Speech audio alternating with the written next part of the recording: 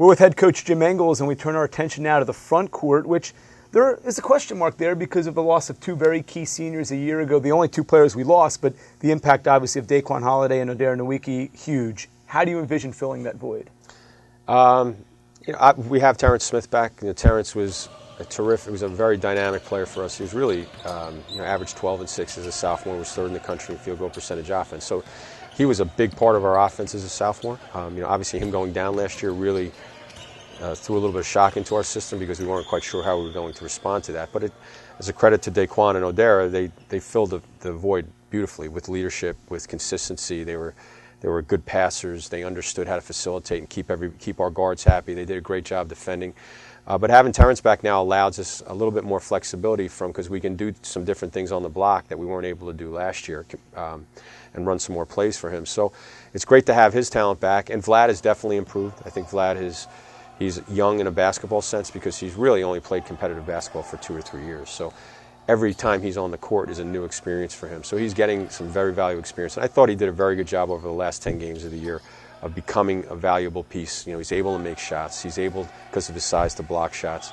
So we're going to count on him a lot. And then having Mohamed Bandari, who's a freshman from St. Anthony, he's a very big physical kid. He's a good athlete. He's a tough kid, tough defender, comes from a tough background in regards to defense from Coach Hurley in St. Anthony. So he understands about competitiveness and competing on the court.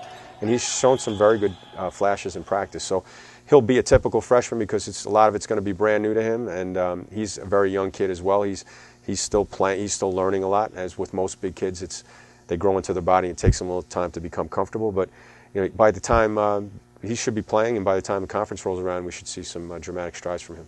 We've always had this issue at NJIT. Obviously, it's tough to get height when you're not one of the power conferences in basketball, and we're getting there. But you have other undersized guys who have done well. We talked earlier about Tim Coleman and his skill set, especially offensively, but his active nature on defense.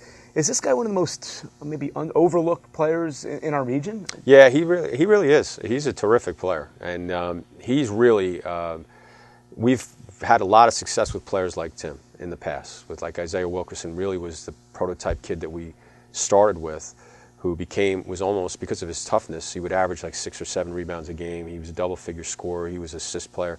He was a guard, but he was physical enough and competitive enough to be able to guard bigger players, which allowed us a lot more flexibility and made us harder to guard.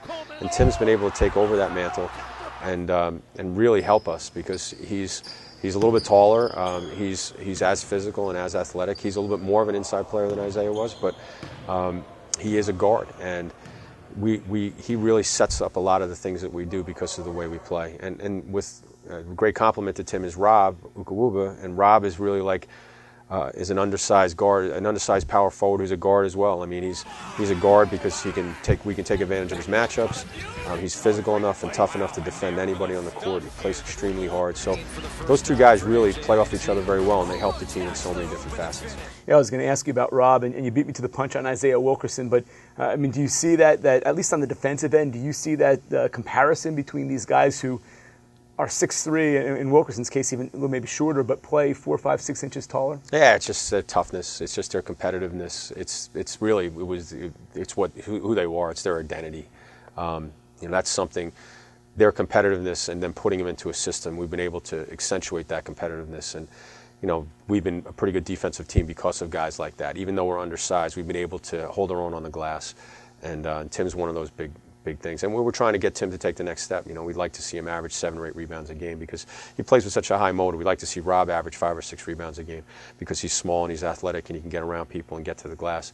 So we're trying to get them to take the next step just to continue to improve because they have so much more potential that they haven't even gotten to yet.